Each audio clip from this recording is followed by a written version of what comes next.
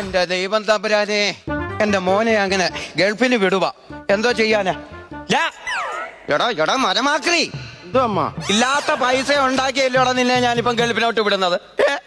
നിന്നിപ്പോ ഒരു മുട്ടനാടിനെ പിടിച്ചു വിറ്റ് പിടിമുറ്റാത്ത ഒരു തേക്കും വെട്ടി വിട്ടിട്ടാ നിന്നെ ഗൾഫിന് വിടുന്നത്. അവൻ അവിടെ നിന്നോട്ട് മൊബൈലിനകത്ത് കളിച്ചോണ്ടിരിക്കോ. അമ്പിളിയുടെ മോളുമായിട്ടുള്ള ചാറ്റിങ് നിർത്തിക്കോ.